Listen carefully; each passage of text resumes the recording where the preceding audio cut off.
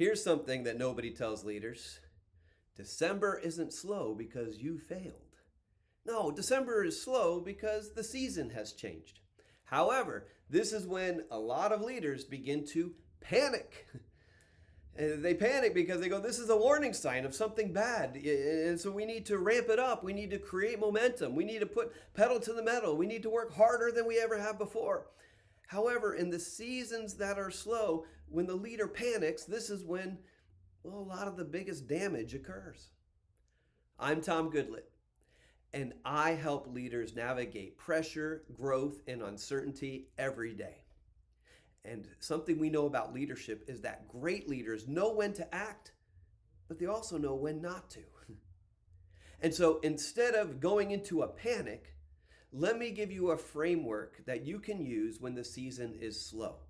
It's not the P word, panic. No, there's 3 other P words I want to walk you through. And that is how to pause, how to ponder, and plan. Let's be honest. Slow seasons can feel uncomfortable. Why? Because the silence will often expose things that motion hides. When the meetings slow down or the sales calls begin to thin out or the emails just aren't pinging like they used to, well, this is a lot of times where we're simply left with clarity. And clarity can be scary. It reminds me of my daughter who is an avid gardener, and she has this box garden in our backyard. And there's several times where she's just planting in the dirt seeds that will later become delicious vegetables for us to eat.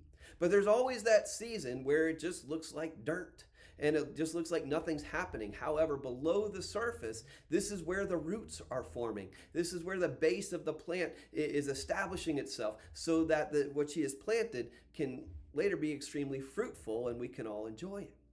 And so sometimes those slow seasons, these are the times where the roots of our decisions are beginning to plant themselves in order to be great later. But that can be scary. And let me ask you, what are you afraid of in the slow seasons? Are you afraid of losing momentum? Or are you really afraid of the truth that this, well, silence might expose?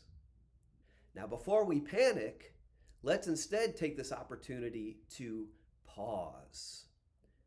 Now, when I say pause, I don't mean to disengage. No, I mean to actually intentionally create space, to just stop for a moment, to maybe block out some time intentionally on your calendar, maybe to cancel some less important meetings and appointments. Maybe it means delaying some quote unquote important decisions.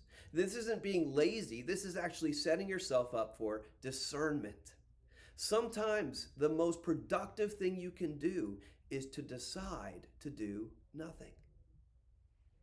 Once you've decided to pause, well, now is a great opportunity to then ponder, to start thinking through the past seasons, what gained you and what decisions drained you. It's also a great opportunity to do 3 types of thinking. As my friend and colleague Todd Hopkins talks about, there is strategic thinking, critical thinking, and eternal thinking. So it's a good time to, well, think about the strategies that worked and didn't work in the last few seasons, and to see what you're observing and seeing as a result. To do some critical thinking, to see what does the data reveal? What do the numbers show? And to do some eternal thinking. What has God been trying to tell me? What has He been placing upon my heart? You see, the goal of pondering isn't to start looking at problems and do some solving. No, it's to do some seeing. When you take the time to ponder, you'll begin to see the opportunities and your obstacles more clearly. This then provides the time to plan. Now, you don't have to figure out every strategic step. You don't have to figure out every detail of the plan, but it's time to start getting ahead and sorting through ideas, to start picking out what might be goals or milestones that will move you forward. The opportunity is during the slow season to get ahead, trusting that the seeds will soon sprout and that the harvest won't be far behind. Now, when you develop your plan, you are going for a 10-month plan. That's right. You want to hit those goals and hit those milestones within 10 months. Why? Because more slow seasons are going to arrive. So we might as well plan for them.